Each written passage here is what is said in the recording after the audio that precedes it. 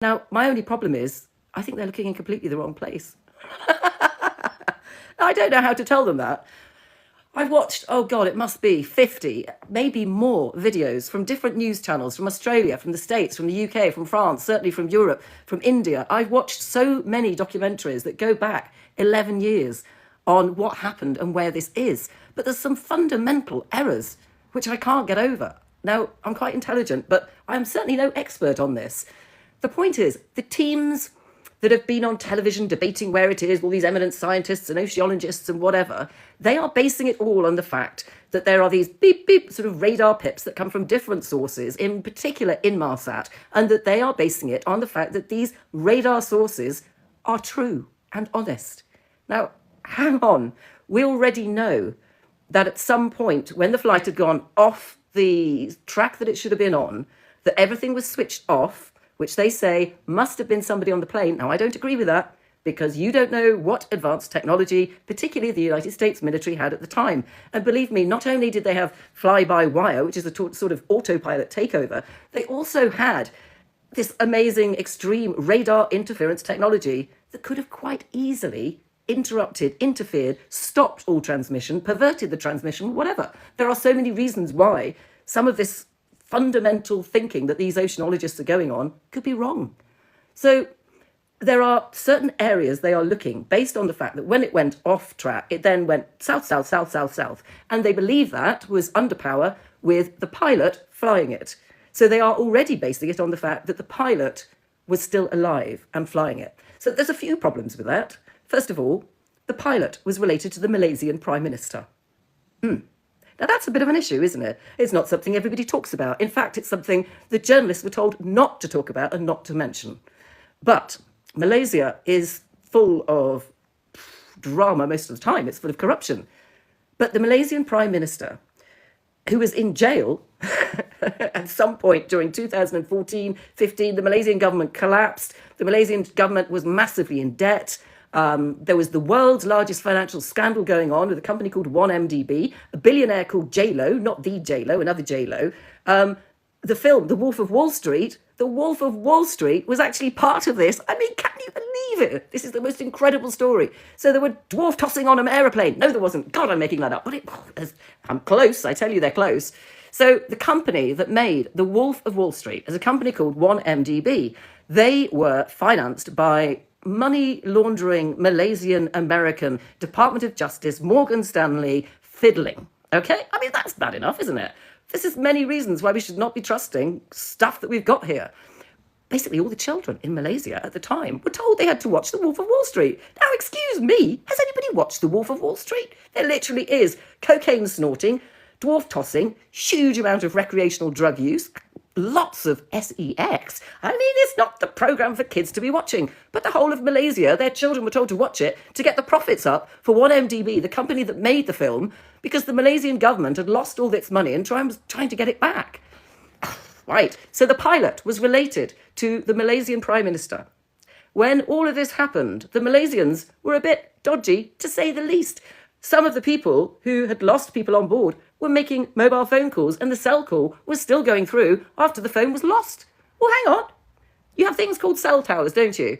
Now, if the cell towers are still taking a signal, and the signal then goes to the cell phone, the mobile phone of the person on board, it would have rung. So the phone would have had to be at a certain altitude that was not at 36,000 feet. I mean, honestly, there are so many things going on. There was one American on the plane. And after the plane disappeared, there was a message on 4chan from this American. I think it was Philip Wood, from memory, I can't remember. So there was a message on 4chan from this American saying, "I'm on Diego Garcia. I've been kidnapped. Please help me." Now, of course, you're thinking, what the hell? This is some lunatic, having made this all up. And of course, a lot of people did think that. But apparently, the FBI and the CIA got involved. Now, it's funny the CIA got involved, because do you know where this guy claimed he was? He said, "I'm on Diego Garcia." Now, Diego Garcia is pretty controversial. It's owned by the British, leased out to the American military, who have their own military base on it, and also a CIA office on board an island in the Indian Ocean, which isn't that far off the route that the aeroplane could well be there. So that's another reason it's kind of suspicious that at the moment the British are trying to sell off the Chagos Islands or buy it back or give it back to America, and Trump doesn't want any of it. I wonder why. I mean, my God, there's probably a buried aeroplane underneath it. I'm getting off the point, aren't I? The fact is, I don't think it was the pilot completely. The pilot himself had at home a huge, great big, very expensive simulator. Now, this pilot is incredibly intelligent. And on this simulator, he's got various routes that he's flying as part of his education and training. He trains a lot of pilots. But on these routes that he's got is a route that suddenly dives south into the Indian Ocean, close to Australia. If you were an intelligent pilot and you were thinking, oh, I'll kidnap this flight because the Americans have bunged me a load of money, or because my Malaysian uncle, who happens to be the Prime Minister, has asked me to do it for some international secret that I'm not allowed to be told about, and you were practicing that on your home simulator, you wouldn't leave the bloody route on the simulator, would you? He wouldn't be that stupid. But nobody seems to be questioning it. I'm not the most... I'd hardly call me Elon Musk. I'm not Elon Musk, but I'm working on logic and I'm thinking a very clever pilot who is potentially going to commit suicide or the murder of 239 people ain't going to be leaving on his home simulator the route for where he's going to hide or ditch a plane. It's just not going to happen, is it? I mean, come on. So the reason I think they are looking in the wrong place for this plane is because they are not conspiracy realists, or should I call us citizen journalists? Yes, guys, the media have been lying to you. For many years, the media have not been telling you the truth. They have lots of secrets, and they have lots of commercial interests that mean it's not in their interest to tell you the truth. But unfortunately, all these scientists are a bit nerdy and obviously read The Guardian or The Independent, so they are not weighing up all these ideas that something suspicious may have happened. They are not working on the fact that between now and 11 years ago, if you look now at my videos on my post, you will see multi-billion dollars going from the United States to Malaysia, to the Malaysian guy whose relative was on the plane. Nobody else is taking that into account. Nobody else is thinking that there might be some sort of unusual thing here. Nobody else suspects for a second that the United States military needed the first precision laser guided weapon. And in order to get that weapon ahead of Russia and China, they needed to make sure MH370 did not reach its destination. And how did they do that? They knew that on board MH370 were 20 Freescale scientists. Now, Freescale was an American company, but the people on board were Malaysian and Chinese. And the 20 people on board who were actual employees, scientists, high up, senior, clever people at Freescale had been building semiconductors for stealth. Now, so dramatically so that if you look at what happened in 2014, we get the first stealth fighter jets in the United States. And the United States put out their first press release saying, we're ahead of Russia and China. We have the first stealth jets. Now, they had that stealth because they had the semiconductors from Freescale, the company that were on board. But also on board was a very sensitive cargo. Now, let me tell you about the cargo, because it's kind of strange on board that they had almost 3 tons of lithium-ion batteries in the cargo.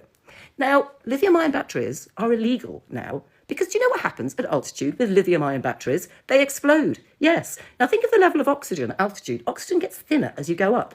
Now, here's a strange thing. You won't believe this. But guess who requested extra oxygen before he flew the plane? The pilot. This was a very unusual request.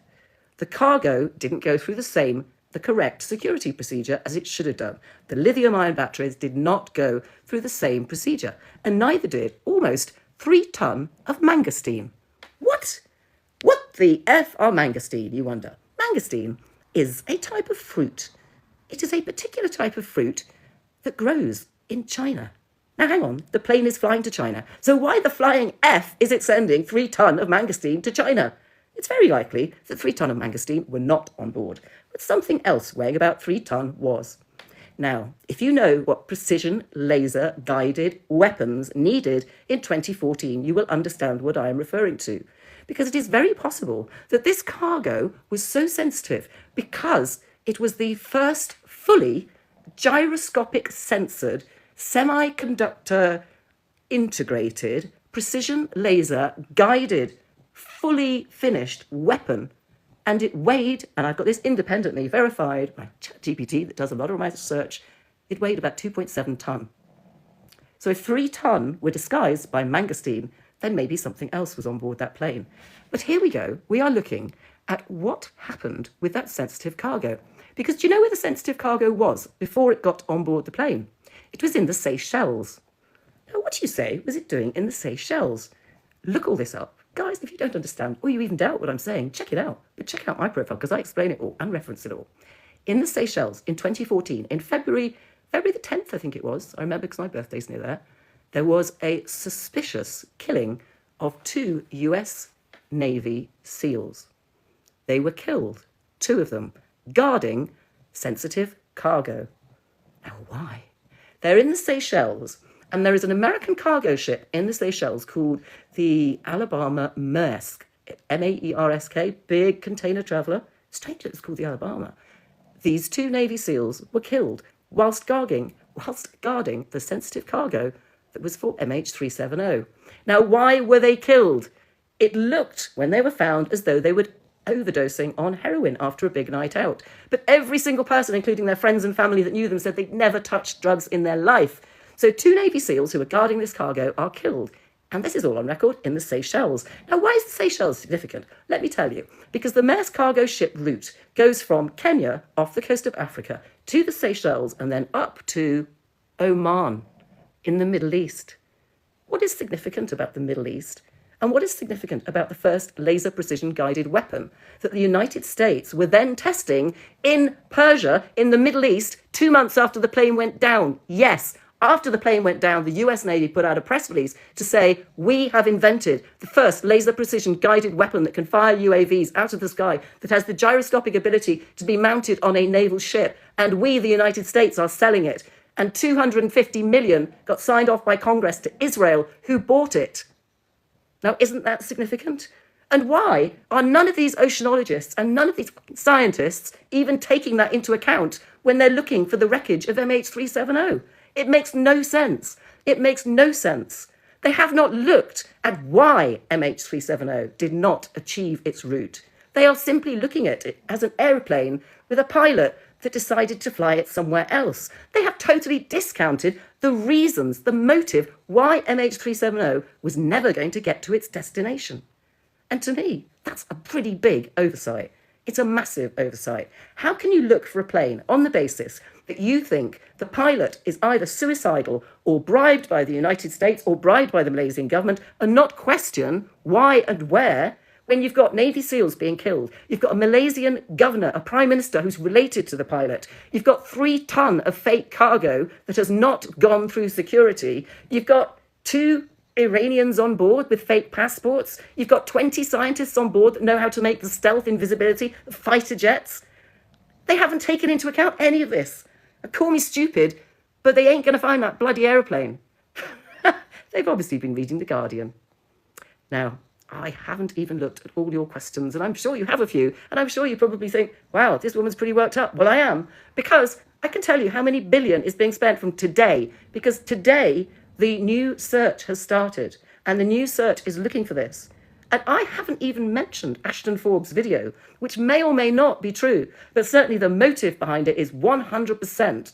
Ashton Forbes has a video. Now, whether that video is true or not is sort of irrelevant at this point, because he knows that the United States military is behind this. The US military orchestrated the demolition, the disclosure, the kidnapping, whatever word you want, of MH370, because they needed the weapon to stay ahead of Russia and China. I might have mentioned the GRU, which is the equivalent of an intel agency in Russia, was tracking the plane. That's on record. And in China, the PLA was tracking the plane. I'll probably get taken off here. This is bloody owned by this website. Shh, don't tell. But anyway, Russia and China are tracking it at an intel level because they know the secret of getting this military weaponry lies with the plane. There is documentary talk, I'm not going to say evidence because I can't sustain it. China had already got a place in Hunan province where they were going to take the plane because they didn't want it to get to Beijing either. They were worried about the 20 employees on board that were Chinese, that they knew were not safe, that were going to get killed or taken away or something because they knew too much about what the US was planning to do. This is a dirty US military, CIA, intel agency slam dunk. And yet we've got this dodgy Australian, oh no, I'd rather be on a Barbie, scientists looking for the thing, but they haven't even taken into account any of the facts behind it. It is pathetic. It makes me angry because I spent so many years getting the information. Right, so one of the videos I've got explains all the money. Now, look, on paper, there was one American person on board this flight. This flight left Kuala Lumpur, okay, the capital of Malaysia, in March of 2014. It was en route to Beijing. This was a normal flight, a normal 777 flight that would happen regularly. There was only one American on board. So tell me, somebody, please tell me, why did a payment for $1 billion go through to Boeing, Lockheed Martin? I don't know, every bloody military contractor in the United States was given money via Kuala Lumpur, including the Malaysian US Embassy were getting money at that time. Strange coincidence, considering the United States weren't connected to the aeroplane. Why were the US Embassy employees in Kuala Lumpur the week that it disappeared, all being put out into other hotels, out of the country? What was going on? Somebody tell me. I mean, what more do I have to do? Oh dear, right, I've shouted enough.